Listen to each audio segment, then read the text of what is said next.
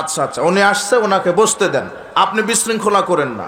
উনি সম্মানী মানুষ, ওনাকে সম্মানের সাথে, বিনয়ের সাথে, নম্রতার সাথে, শিষ্টাচারের সাথে একদম সাইলেন্ট পরিবেশে তাকে বসার সুযোগ করে দেন। ওনার সময় উনি কথা বলবেন, আমরা বিশৃঙ্খলা দেখতে চাচ্ছি না, আপনি এই দিকে লক্ষ্য করেন। বলছিলাম উপস্থিত বৈঠকের মুসলিম দিনী ভাই বোন, হাদিস থেকে বোঝা যায় দুই শ্রেণীর মানুষের জন্য দোয়া করা হারাম। হাদিস থেকে বোঝা যায় দুই শ্রেণীর মানুষের জন্য দোয়া করা হারাম। তার একটা আমি বলেছি, বলেন তো মনে আছে কিনা? হ্যাঁ, হারামখোর। দুই শ্রেণীর মানুষের জন্য দোয়া করা হারাম, যেটা হাদিস থেকে বোঝা যায়।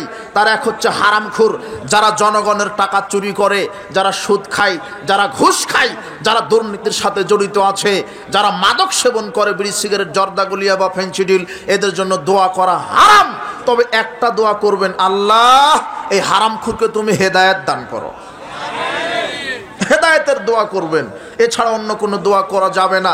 এরপরে দ্বিতীয় শ্রেণী হচ্ছে উলঙ্গ বেহায়া নারী। আল্লাহর নবী বলছেন, মুসনাদে আহমদের ৭০৮৩ নম্বর হাদিস, আল্লাহর নবী বলছেন, ইল আনুহুন্না, এই উলঙ্গ নারীকে দেখার সাথে সাথে তোমরা অভিশাপ দাও। কি দাও? অভিশাপ। আল্লাহর নবী বলছেন, উলঙ্গ নারীকে তোমরা অভিশাপ দাও। এই উলঙ্গ নারীকে দেখলে অভিশাপ দাও।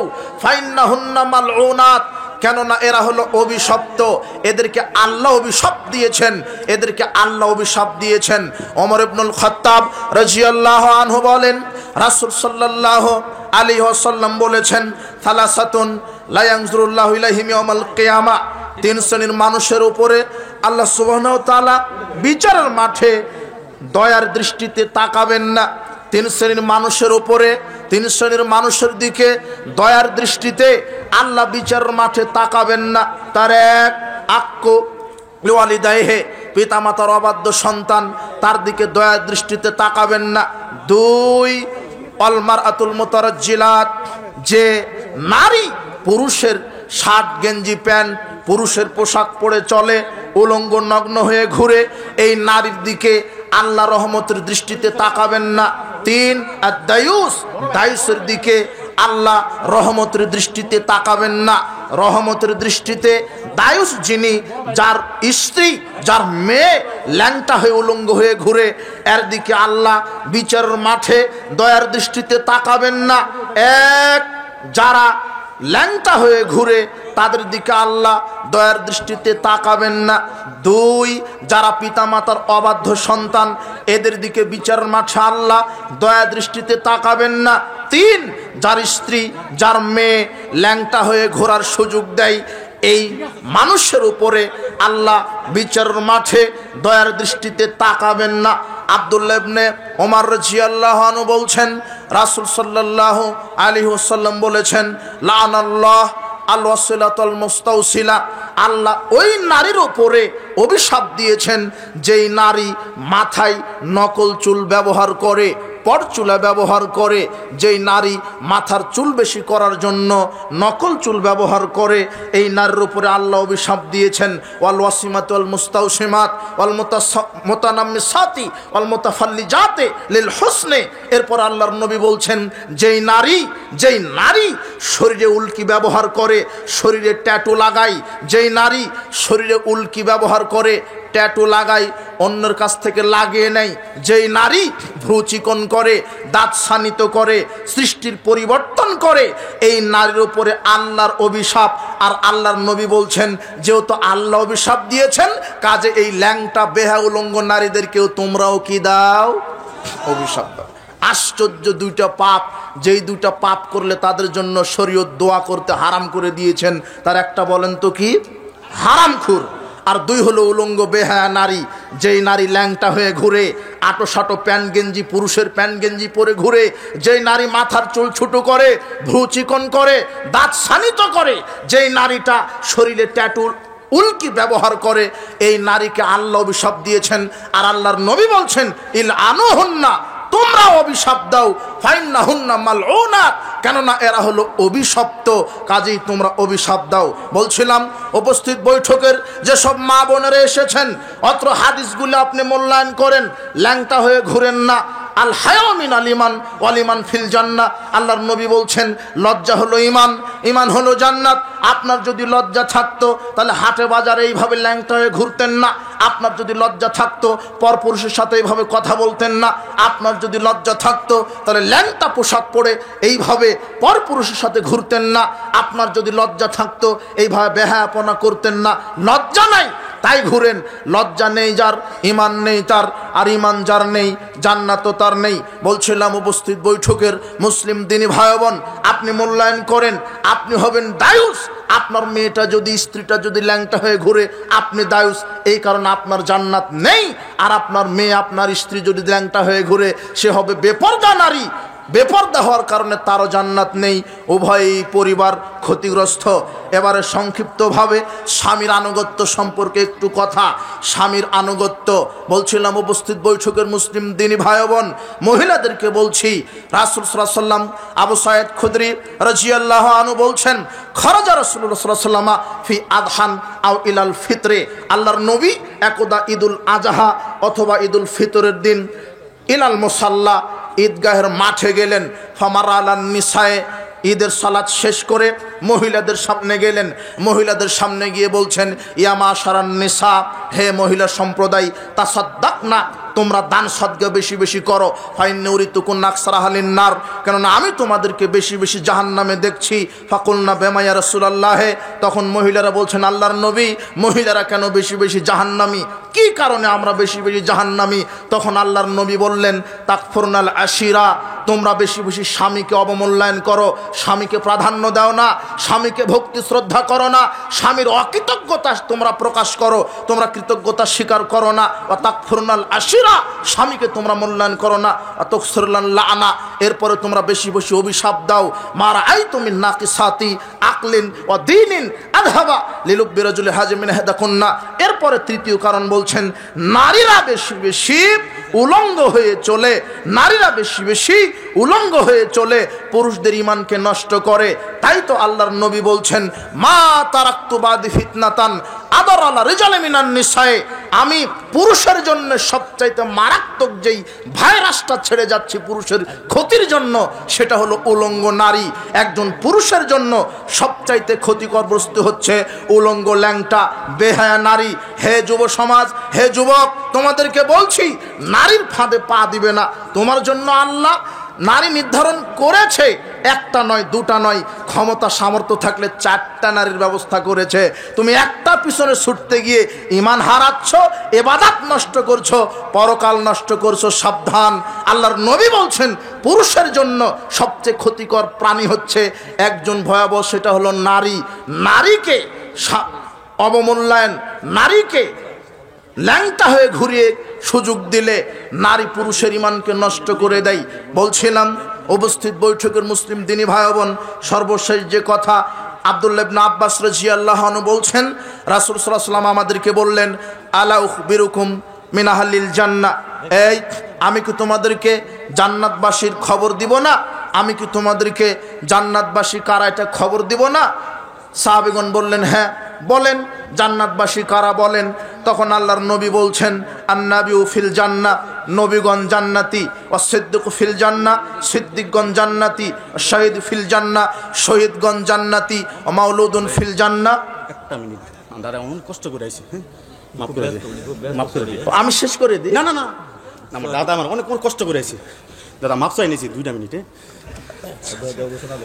আচ্ছা তোমরা মাফ চাইছি না, তোমরা কথা কাউকে মাশাআল্লাহ, আলহামদুলিল্লাহ, কইতেছ জানো তুমি কইতেছ ইসলাম প্রিয় তাওহীদ জনতা, আমাদের আজকে ইসলামী মহাসম্মেলনের প্রধান অতিথি জনাব আলহাজ নজরুল ইসলাম আজাদ, ইনি আড়াইহাজার থানার মাটি ও মানুষের নেতা।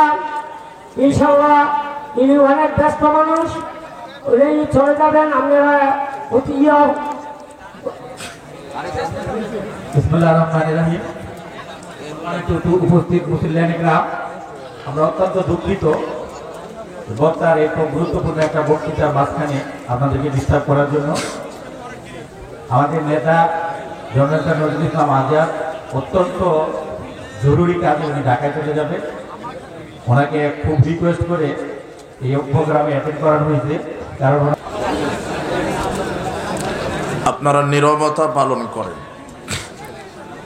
স্বামীর আনুগত্য, স্বামীর খেদমত, এ বিষয়ে কয়েক মিনিট কথা বলে আমি আমার সংক্ষিপ্ত কথা শেষ করব।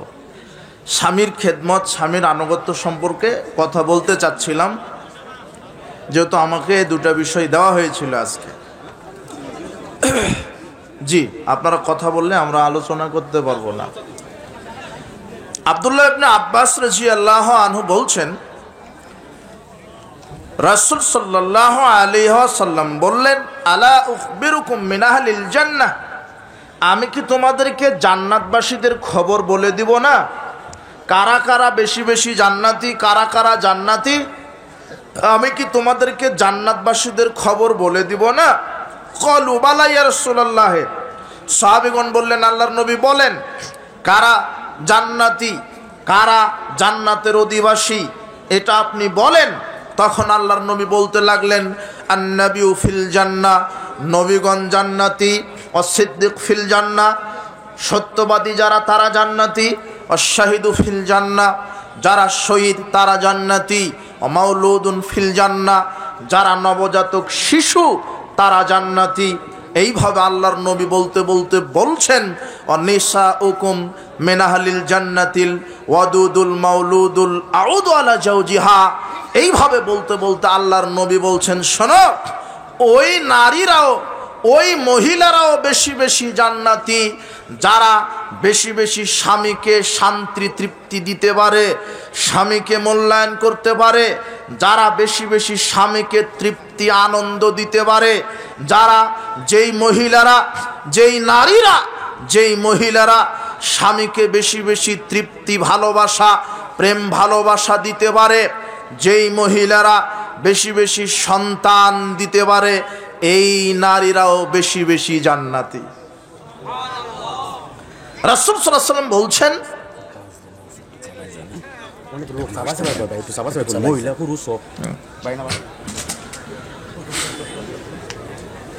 আল্লাহর নবী বলছেন, আমি কি তোমাদেরকে জান্নাতবাসীদের খবর বলে দিব না? সাহাবীগণ বললেন, জি আপনি বলেন। রাসূল সাল্লাল্লাহু আলাইহি ওয়াসাল্লাম বলতে লাগলেন, দেখেন কেমন একটা সিরিয়ালে বলছেন, এখানে নারীদেরকে কত মূল্যায়ন করেছেন। বেপরদা নারীতে নারীদেরকে বিভিন্নভাবে শব্দের মাধ্যমে বলা হয়েছে, কিন্তু ইসলাম নারীকে মর্যাদা দিয়েছে।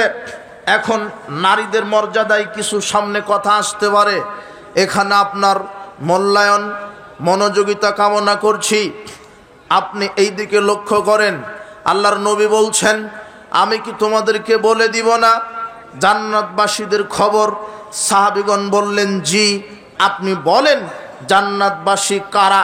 আল্লাহর নবী তখন বলতে লাগলেন, শোনো, নবীগণ জান্নাতি, সিদ্দিকগণ জান্নাতি, শহীদগণ জান্নাতি, যারা নবজাতক শিশু ছোট বাচ্চা অবস্থায় মারা গেছেন তারা জান্নাতি। এরপরে আল্লাহর নবী বলছেন, ওয়ানিসাউকুম মিন আহলিল জান্নাতিল ওয়াদুদুল আউদু ওয়াদুদুল মাওলুদুল আউদু আলা। আল্লাহর নবী বলছেন যে ওই নারীরাও বেশি বেশি জান্নাতি, যারা বেশি বেশি স্বামীকে প্রেম ভালোবাসা দিতে পারে, স্বামীকে মূল্যায়ন করতে পারে, স্বামীকে আদর যত্ন করতে পারে, আর বেশি বেশি সন্তান দিতে পারে, এই নারীরাও জান্নাতি। বেশি বেশি সন্তানের কথাটা যখন আসলো, তখন আপনাদেরকে একটা কথা বলি। আল্লাহর নবী বলছেন যে তাজাওয়াজুল ওয়াদুদুল ওয়ালুদা, তোমরা ওই নারীকে বেশি বেশি বিবাহ করো যেই নারী বেশি বেশি সন্তান দিতে পারে। ফা ইন্নী মুকাসিরুম বিকুমুল উমামা, কেননা আমি বিচার মাঠে গর্ব করব যে আমার উম্মতের সংখ্যা সবচাইতে বেশি। আল্লাহর নবী বলছেন যে ওই নারীকে বিবাহ করো যেই নারী বেশি বেশি কি দিতে পারে? সন্তান। এখন কিভাবে বুঝবেন যে ও বেশি দিবে না কম দিবে? তো বিবাহই তো করেননি। আল্লাহর নবী বলছেন, তুনকাহুল মারাতুলি আরবাইন, নারীকে চারটা জিনিস লক্ষ্য করে বিবাহ করে মানুষ। তার এক, লিমালেহা, তার সম্পদ। লিহাসাবিহা, তার বংশ। এই যে বংশ দেখা লাগবে, বংশ মানে ওই নারীর মা, খালা, ফুপুর কয়টা বাচ্চা। ওর মায়ের যদি 10টা হয় তাহলে ওই আপনার স্ত্রীও 10টা দেওয়ার সম্ভাবনা আছে। এটা হলো বংশ, এটা হলো জিনগত। আল্লাহর নবী এই কথা বলছেন।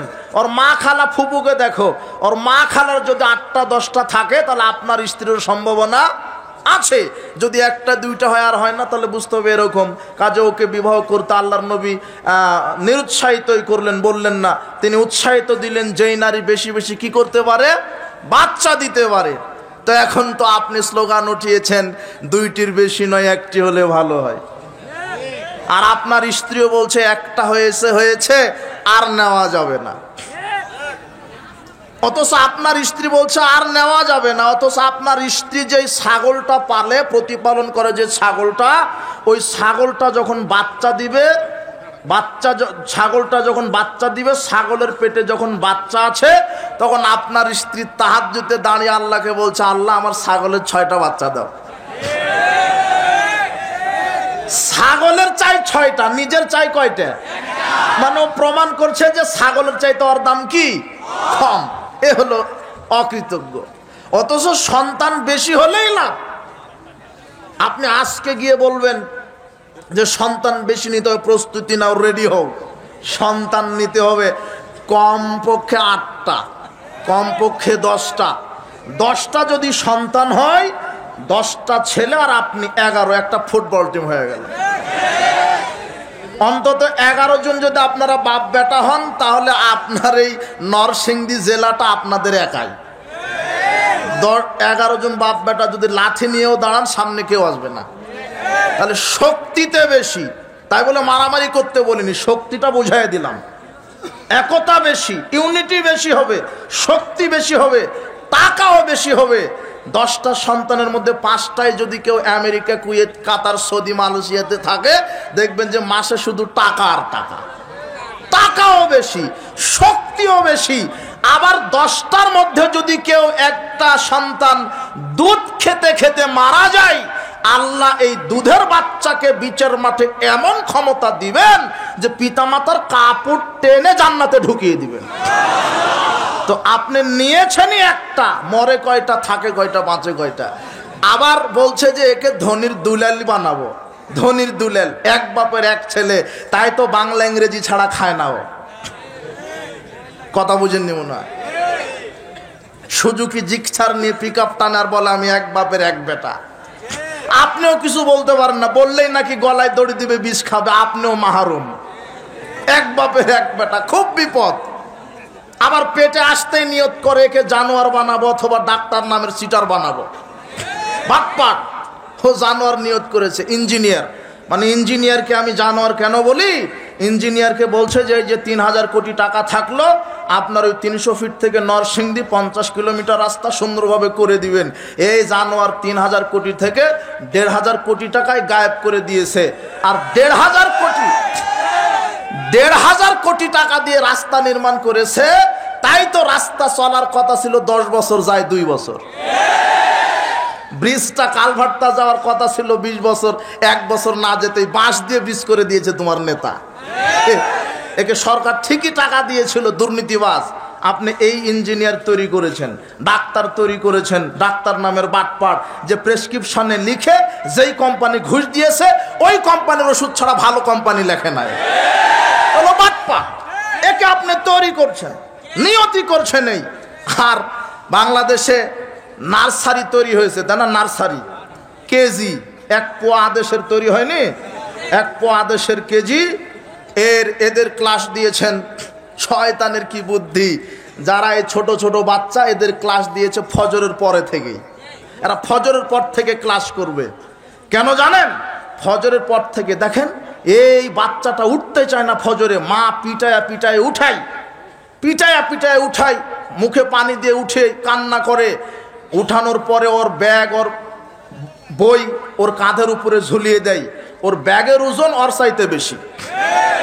বাচ্চা যেতে চায় না, শুধু ABCD ক খ গ ঘ 1 2 পড়বে। এই কারণে ইংরেজিতে পড়াবেন এই কারণে ও ফজরের পরে ক্লাস প্লে গ্রুপে, কিন্ডার গার্ডেন, নার্সারি, কেজিতে ফজরের পরে ক্লাস শুরু করেছেন।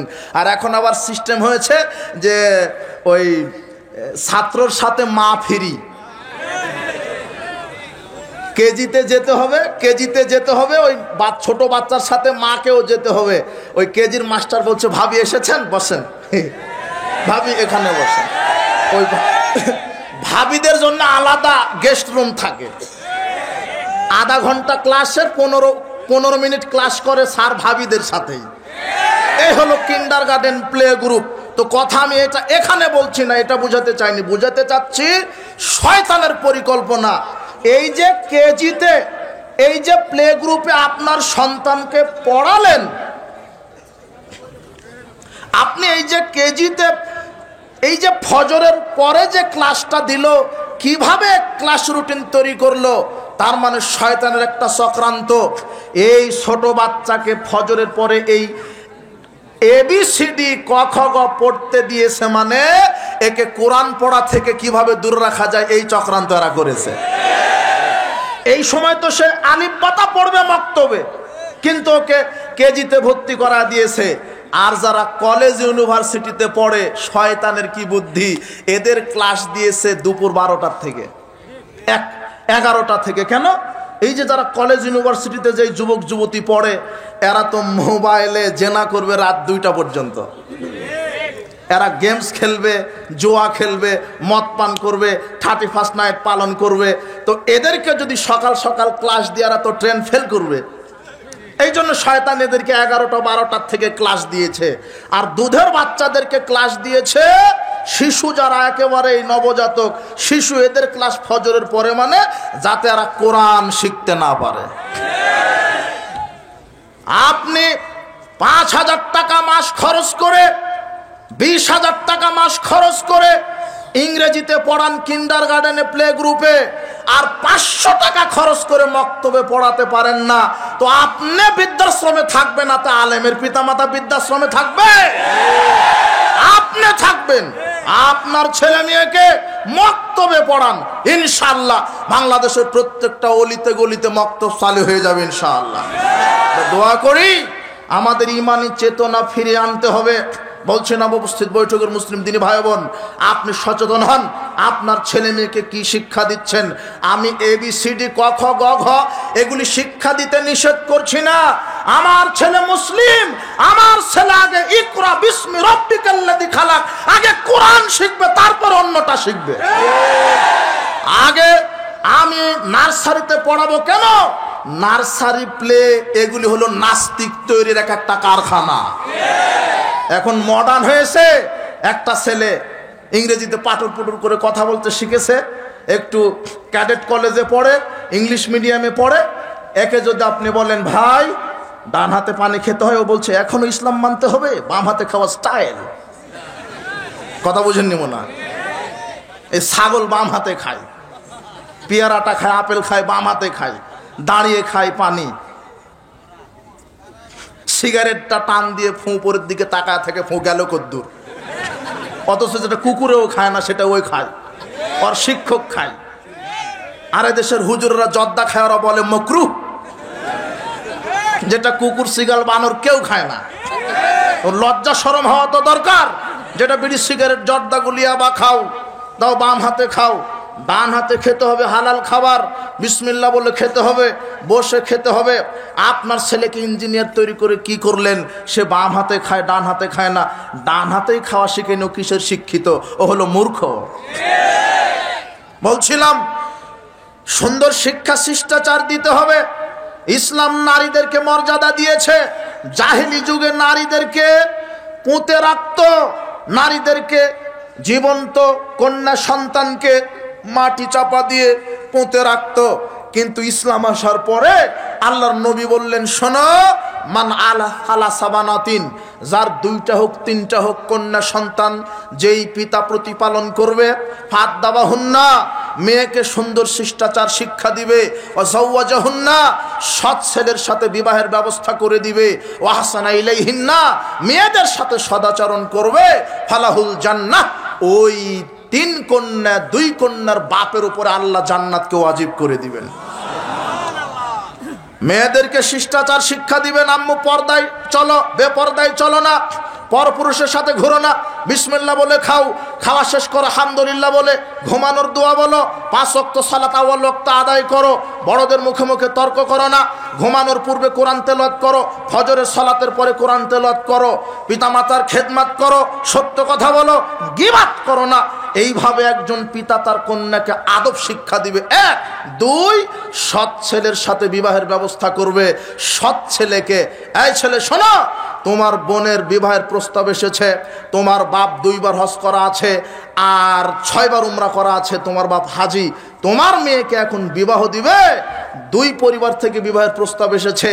এক পরিবার হলো মসজিদের ইমাম, মাসে 15,000 টাকা বেতন পায়, আর একটা হলো বড় টাটকা দুর্নীতিবাজ, মাসে ইনকাম করে 1.5 লক্ষ টাকা। তোমার বাপ ইমামের সাথে বিবাহ দিবে না কেন? দেখছে যে 15,000 টাকা বেতন, ওই দুর্নীতিবাদ যে গাঁজা যে খায়, মাঝে মাঝে পেঁয়াজও খায়, আর সাথে বিবাহ দিবে। গাঁজা যত খায় খাক, বেতন মোটা। কথা বুঝেন নেব না? কিন্তু আল্লাহর নবী বলছেন সৎ ছেলের সাথে বিবাহ দিতে হবে, যে 5 ওয়াক্ত সালাত আদায় করে, রমাদানে সিয়াম পালন করে, দাড়িটা যে ছেড়ে দিয়েছে, প্যান্ট টাকনোর উপরে করেছে, যার ভিতরে আল্লাহ ভীতি আছে, যার ভিতরে সদাচরণ আছে, যার চরিত্র উত্তম, এই হলো সৎ ছেলে। এর সাথে মেয়েকে বিবাহ যদি কেউ দিতে পারে আর মেয়ের সাথে যদি সদাচরণ করতে পারে, ওই পিতার উপরে আল্লাহ জান্নাতকে ওয়াজিব করে দিবেন। কন্যার মর্যাদা দিলেন বাপের উপরে। ইসলাম নারীদের মর্যাদা দিয়েছে, কিন্তু নারীরা বুঝতে পারেনি নারীদের মর্যাদা নারীরা নষ্ট করছে। বলছিলাম উপস্থিত বৈঠকের মুসলিম দিনী ভাই বোন, যে রাসূল সাল্লাল্লাহু আলাইহি ওয়াসাল্লাম বলছেন ওই নারীও বেশি বেশি জান্নাতি যেই নারী স্বামীকে প্রেম ভালোবাসা দিতে পারে, যেই নারী বেশি বেশি সন্তান দিতে পারে। তাই বেশি বেশি সন্তান দিতে পারে এমন যেন মেয়েকে আপনি বিবাহ করতে পারেন, এমন মহিলাকে যে সন্তান বেশি হলে দুনিয়াতে লাভ পরকালে লাভ, দুনিয়াতে লাভ পরকালে লাভ। এই জন্য আমি এটা জরুরি মেসেজ দিচ্ছি, শোনেন। টাকার দিকে শুধু দেখলেন, আপনার যদি 10টা সন্তান হয়, 10টা সন্তান যদি প্রতিদিন 5 ওয়াক্ত করে সালাত আদায় করে, তাহলে প্রতিদিন 50 ওয়াক্ত, 50 ওয়াক্তের সালাত আপনি পিতা হিসেবে আপনার আমল নামাতে অ্যাডভান্স যোগ হয়ে যাবে। কথা বুঝেন নেব না? নেকির দিকেও বেশি। যে আপনি আপনার ছেলেকে শিক্ষা দিয়েছেন যে 5 ওয়াক্ত সালাত আদায় করো, আল্লাহর নবী বলছেন কেউ যদি কাউকে আমলের কথা বলে আর ওই আমলটা যদি ওই ব্যক্তি করে, ও যত নেকি পাবে, যে দাওয়াত দিয়েছে অনুরূপ নেকি পাবে। তো আপনি আপনার ছেলেকে বলছেন বেটা বেটি সালাত আদায় করো, আপনার 10টা সন্তান যদি প্রতিদিন 5 ওয়াক্ত সালাত আদায় করে, 5 10 50 ওয়াক্ত, ওরা 10 জনে পাবে 5 ওয়াক্ত করে করে, আর আপনি একাই পাবেন 50 ওয়াক্ত। কথা বুঝেননি মনে হয়? তাহলে দুনিয়াতে লাভ, দুনিয়াতে লাভ, পরকালে লাভ জান্নাত। আজকে স্ত্রীকে গিয়ে বলবেন বক্তব্য আজকে শুনে আসলাম, কমপক্ষে 8টা নিতে হবে। যদি বলে পারবো না, শুধু একটা মারবেন যে তাহলে দ্বিতীয় আর একটা বিবাহ করব, তখন বলবে যে তাহলে 16টা দিতে রাজি আছি। কথা বুঝেননি মনে হয়? শোনেন, সন্তান যেটা আসবে সেটা আপনার রুজি খাবে না, ও আকাশ থেকে রুজি নিয়ে আসবে পৃথিবীতে। আর অনেক যুবক বলছে যে নিজের পায়ে খাড়াতে হবে তারপরে বিবাহ। তুমি ভুল শুনেছো। নিজের পায়ে খাড়াতে বলতে কি হচ্ছে? হাত পা আছে, পরিশ্রম করবে, তাড়াতাড়ি বিবাহ করো। বর্তমান সমাজে জেনাকে সহজ করে দেওয়া হয়েছে আর বিবাহকে কঠিন করা হয়েছে। বিবাহ কঠিন বলেই তো জেনা বেশি হয়ে গেছে আজকে। অভিভাবকদেরকে বলবো মেয়ের বালে ঘর সাথে সাথে বিবাহ দিয়ে দিবেন। বলছে মেয়ের বয়স হয়নি, কেবলে ঢাকা বিশ্ববিদ্যালয়ে পাশ করলো, বিবাহের বয়স হয়নি, কিন্তু ওর 50টা স্বামী পার হয়ে গেছে। আর তাই তো বিবাহ দিলে টিকে না। এখন দেখবেন সেকেন্ডে সেকেন্ডে তালাক।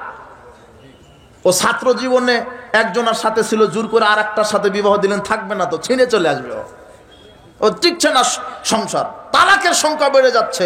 না ইসলামী পরিবার, না নিয়ন্ত্রণহীন পরিবার আছে, কোনো নিয়ন্ত্রণ নেই।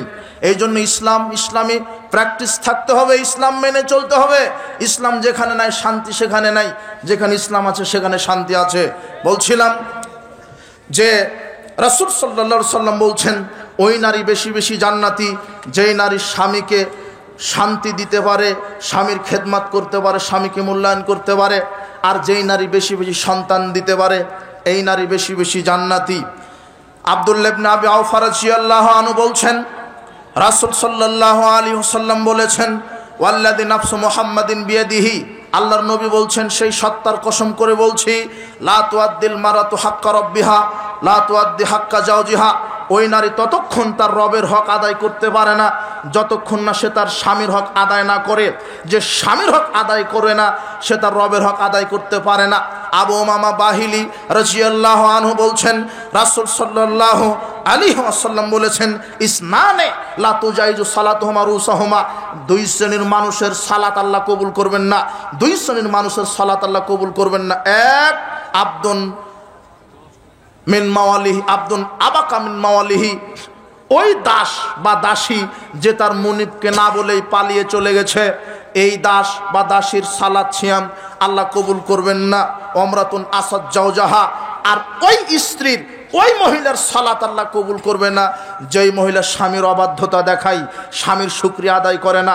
উপস্থিত বৈঠকের মুসলিম দিনী ভাই ও বোনদেরকে বলছি, রাসূল সাল্লাল্লাহু আলাইহি ওয়াসাল্লাম বলছেন ওই মহিলার সালাত কবুল হবে না যেই মহিলা স্বামীর সাথে দুর্ব্যবহার করে, স্বামীকে যথেষ্ট মনে করে না, স্বামীকে মূল্যায়ন করে না, স্বামীর শুকরিয়া আদায় করে না, স্বামীকে অত্যাচার করে, স্বামীর উপরে নির্যাতন করে, এই মহিলার সালাত আল্লাহ কবুল করবেন না। এই মহিলার সালাত আল্লাহ কবুল করবেন না। এই মহিলার সালাত আল্লাহ বিচারের মাঠে কবুল করবেন না। হাদিসটা কত ভয়াবহ। আবু হুরায়রা রাদিয়াল্লাহু আনহু বলছেন, রাসূল সাল্লাল্লাহু আলাইহি ওয়াসাল্লাম বলেছেন, লাউ কুনতু উমিরা আহাদান আই ইয়াসজুদা লিআহাদিন লামারতুল মারআতা আন তাসজুদা লিজাওজিহা, আল্লাহর নবী বলছেন, আমি যদি মানুষ হয়ে মানুষকে সেজদা করার জন্য আদেশ করতাম, নির্দেশ করতাম, তাহলে পৃথিবীতে যত মহিলা আছে তাদেরকে আমি বলতাম তারা যেন তার স্বামীদেরকে সেজদা করে। আমি যদি মানুষ হিসেবে মানুষকে সেজদা করার আদেশ করতাম, নির্দেশ দিতাম, তাহলে আমি পৃথিবীর সমস্ত মহিলাদেরকে বলে দিতাম যে তোমরা তোমাদের স্বামীকে সেজদা করো। স্বামীকে মূল্যায়ন করতে হবে, স্বামীকে মূল্যায়ন করতে হবে। স্বামীকে মূল্যায়ন করলে জান্নাত, না করলে জাহান্নাম। হোসাইন বিন মেহজান তিনি বলছেন, আমার ফুপু রাসূল সাল্লাল্লাহু আলাইহি ওয়াসাল্লামের কাছে যখন গেলেন, রাসূল সাল্লাল্লাহু আলাইহি ওয়াসাল্লাম আমার ফুপুকে দেখেই বলছেন, আযাতু যাওজিন আনতি, তোমার কি স্বামী আছে? ক্বালাত নাআম, আমার ফুপু বললেন হ্যাঁ। আমার ফুপু বলছেন হ্যাঁ আমার স্বামী আছে। কাইফা আনতি লাহু, তখন আল্লাহর নবী বলছেন তুমি তোমার স্বামীর জন্য কেমন? তখন তিনি বলছেন, মা আলুহুল্লাহ মা আজাস্তু আনহু, আমি আমার স্বামীর যথাযথই খেদমত মূল্যায়ন করি, কিন্তু আমার স্বামী আমাকে তেমন মূল্যায়ন করে না। আল্লাহর নবী বলছেন, ফাংজুরি আয় নাংতি মিনহু, তুমি ধৈর্য ধরো, তুমি ধৈর্য ধরো। স্বামী যদি পাগল হয়, স্বামী যদি এমন কিছু আচরণ করে, তারপরও ওই স্ত্রী যদি ধৈর্য ধারণ করে স্বামীকে মূল্যায়ন করতে পারে, আল্লাহর নবী বলছেন, হে মহিলা তুমি ধৈর্য ধারণ করো, আয় নাংতি মিনহু, তুমি তোমার স্বামীকে ছেড়ে দিয়ে কোথায় যাবে? তুমি তোমার স্বামীকে ছেড়ে দিয়ে কোথায় যাবে? ফাইন্নামা হুয়া জান্নাতুকা ওয়া নারুকা, ফাইন্নামা হুয়া জান্নাতুকা ওয়া নারুকে, স্বামী তোমার জান্নাতের কারণ, স্বামী তোমার জাহান্নামের কারণ। বলছিলাম উপস্থিত বৈঠকের মুসলিম দিনী বোন, আপনি আপনার স্বামীকে মূল্যায়ন করেন, আপনি আপনার স্বামীকে মূল্যায়ন করেন। আবু হুরায়রা রাদিয়াল্লাহু আনহু বলছেন, রাসূল সাল্লাল্লাহু আলাইহি ওয়াসাল্লাম বলেছেন, লা ইয়াহিল্লু লিল মারাতি আন তাসুমা জাওজুহা শাহিদুন ইল্লা বিইজনি, স্বামীর অনুমতি ছাড়া একজন স্ত্রী নফল সিয়াম রাখতে পারে না। ওয়ালা তাজানা ফি বাইতিল্লাহি বিইজনি, স্বামীর অনুমতি ছাড়া কোনো পুরুষকে নিজের বাড়িতে ঢুকিয়ে নিতে পারে না, প্রবেশ করিয়ে নিতে পারে না। বলছিলাম উপস্থিত বৈঠকের মুসলিম দিনী ভাই বোন, মুসলিম দিনী বোন, আপনাকে বলছি, আনাস রাদিয়াল্লাহু আনহু বলছেন, রাসূল সাল্লাল্লাহু আলাইহি ওয়াসাল্লাম বলেছেন, কোন নারী যদি 4টা কাজ করতে পারে, মা বোন আপনাকে বলছি, ইন্নাল মারাতা ইজা সাল্লাত খামসাহা, যদি কোনো নারী 5 ওয়াক্ত সালাত আদায় করতে পারে, সামাত শাহরাহা, রমাদানের সিয়াম পালন করতে পারে, ওয়াসানাত ফারজাহা, লজ্জায় স্থানের হেফাজত করতে পারে, ওয়াতাদ বালাহা, স্বামীর খেদমত করতে পারে, স্বামীকে মূল্যায়ন করতে পারে, স্বামীকে মেনে চলতে পারে, ফালতাদখুল মিন আইয়ুন আবওয়াবিল জান্নাতি 7, ওই নারীর জন্য আল্লাহ জান্নাতের 8টি দরজা খুলে দিয়ে রাখবেন। এই জন্য মা বোনদেরকে বলছি, স্বামীকে মূল্যায়ন করেন, স্বামীকে মূল্যায়ন করেন। আর যুবকদেরকে বলছি, যখন তোমরা বিবাহ করবে দেখে শুনে সতী সাধ্বী স্ত্রী মেয়েকে বিবাহ করবে, যার চরিত্র সুন্দর, তাকওয়া সুন্দর, যে 5 ওয়াক্ত সালাত আদায় করে। সাদ বিন আবি ওয়াক্কাস রাদিয়াল্লাহু আনহু বলছেন, রাসূল সাল্লাল্লাহু আলাইহি সাল্লাম বলেছেন, আরবাউ মিনাস সাআদা, সৌভাগ্যের প্রতীক 4টি। যেই পুরুষের কাছে 4টা জিনিস আছে সে হলো ভাগ্যবান। কয়টা জিনিস? 4টি। সৌভাগ্যের প্রতীক 4টি। 1, আল মারাতুস সলেহা, সতী সাধবী স্ত্রী। সতী সাধবী তাকওয়া শিলা স্ত্রী যার, সে সৌভাগ্যবান। আর দাজ্জাল মার্কা বউ যার, সে হলো দুর্ভাগা। 1.5 লক্ষ টাকা বেতন পেলেও শান্তি হবে না, যেহেতু দাজ্জাল যদি থাকে। এসি বাড়ি গাড়ি হলেও শান্তি হবে না। আপনি বেতন উঠাবেন, ও বয়ফ্রেন্ড নিয়ে হাওয়ায় উড়িয়ে দিবে। সাবধান, যে স্বামীকে মূল্যায়ন করতে পারে না। আমার এক উস্তাদ বলছে যে, বলো তো যে পুরুষদেরকে জান্নাতে 70-72 এতটা করে হুর দিবে কেন? একটা দিলেই তো হতো। কথা বুঝেননি? তখন উস্তাদ ব্যাখ্যা দিয়ে বলছেন যে, দুনিয়াতে নারীরা তাদের স্বামীকে মূল্যায়ন করতে পারেনি, এই জন্য পুরুষের জান্নাতে যেন খেদমতের অভাব না হয়, তাই পুরুষ যত স্ত্রী চাইবে আল্লাহ ততটা দিবে। 70,000 যদি চান, চাইতে দেরি, রেডি থাকতে দেরি নাই, যাতে খেদমতের ত্রুটি না হয়। আপনার স্ত্রীকে বলছেন পানি গরম দাও, ও বরফ নিয়ে এসেছে। বলছে যে ডানে চলো বামে চলে। কথা বুঝেননি মনে হয়? আপনি আবার ঠিক বলেন না। আল্লাহর নবী বলছেন, ইরজিল আহলিকুম, আচ্ছা আবারা, অত বাজারে বাজারে ঘুরো না, অত এ পাড়া ও পাড়া ঘুরো না, অত মানুষের সময় দিও না। আল্লাহর নবী বলছেন, আকিমু ফিহিম, স্ত্রীদেরকে সময় দাও। কাকে সময় দিবেন বেশি বেশি? স্ত্রীদেরকে। ওয়ামুরহুম ওয়াল্লিমুহুম, তাদেরকে নির্দেশ দাও, দিন ধর্ম তাদেরকে শিখিয়ে দাও, বেশি বেশি তাদেরকে সময় দাও।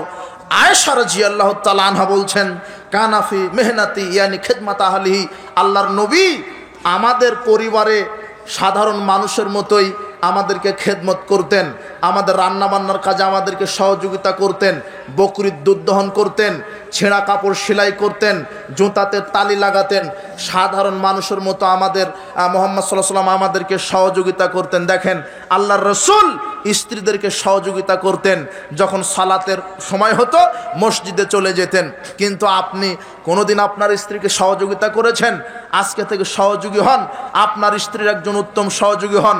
মাঝে মাঝে একটু রান্না করে দিবেন, রান্নাঘরে যাবেন, স্ত্রীর ঘামটা, চোখের মুখের ঘামটা মুছে দিবেন, একটু আদর করবেন, দেখবেন স্ত্রী আপনাকে ভালোবাসবে। কিসের ঘাম মুছে দেওয়া, রান্নাঘরে যাওয়া? বরং খেতে বসেছেন, লবণ একটু কম হয়েছে, গুষ্টি সহ দিলেন গালি। অথচ আপনাকে যদি রান্না করতে লেগে দেওয়া হয়, তা আপনার লবণ দিতেই শরম থাকবে না। যে স্ত্রী 365টা দিন আপনাকে কষ্ট করে রান্না করে দেয়, ওই স্ত্রীকে একদিন আপনি রান্না করে খাওয়াতে পারেন না? আরে রান্না করা লাগবে না, শুধু রান্নাঘরে গিয়ে কাপড় দিয়ে, আঁচল দিয়ে মুখটা একটু মুছে দিবেন, আর বলবেন তোমাকে ডানা কাটা পরীর মতো লাগছে। দেখবেন যে সারা রাত আপনার পা টিপে দিবে।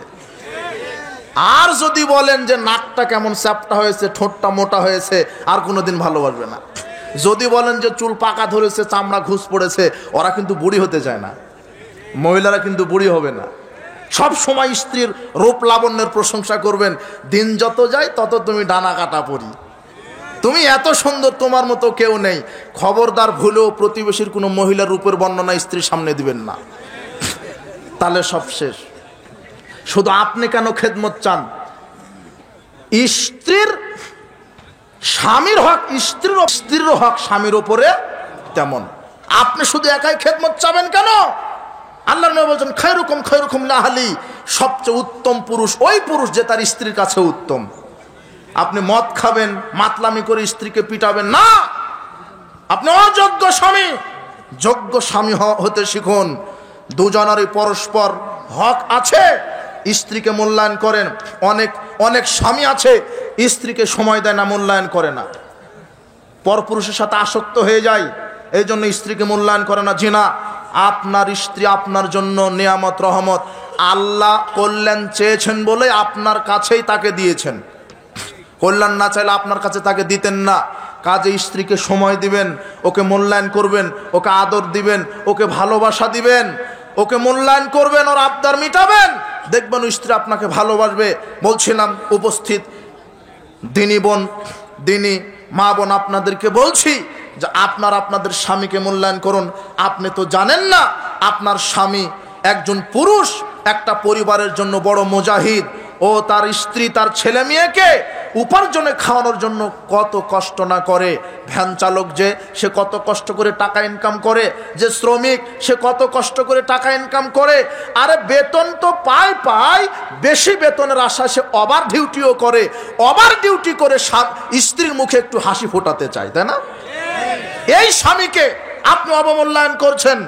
স্বামী মোটা শাড়ি কিনে দিক, চিকন শাড়ি কিনে দিক, এটা পেয়ে বলতে হবে আলহামদুলিল্লাহ।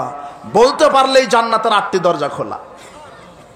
চিকন ভাত খাওয়াক আর মোটা ভাত খাওয়াক, স্বামী যতটুকুনি উপার্জন করে আপনাকে খাওয়াচ্ছে, খাবেন আর স্বামীর শুকরিয়া আদায় করবেন।